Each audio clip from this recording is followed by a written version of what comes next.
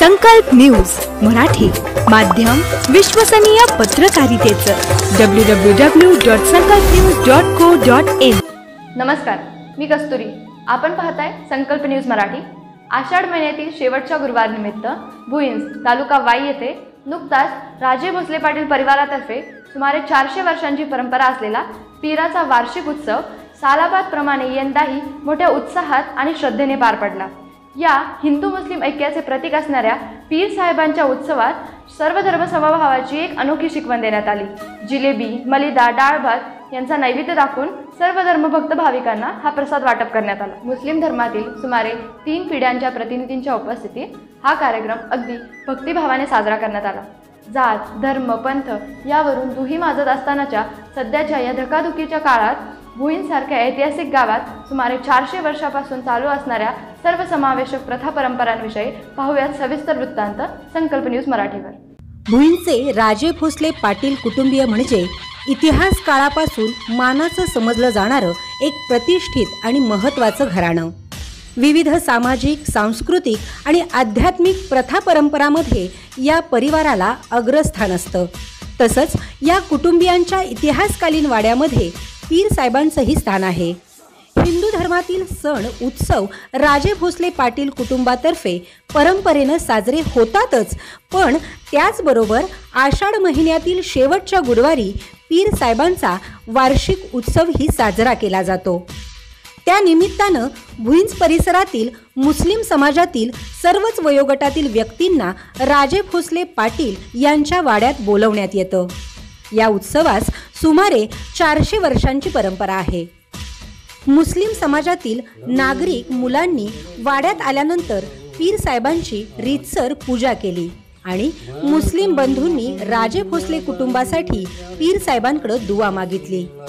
तसंच पठण आणि प्रार्थना करण्यात आली। त्यानंतर मलिदा, जिलेबी आणि डाळभात यांचा नैवेद्य दाखवण्यात आला। उपस्थित तिन्ही पिढ्यातील मुस्लिम धर्मीय प्रतिनिधींनी प्रसाद म्हणून हा नैवेद्य ग्रहण केला।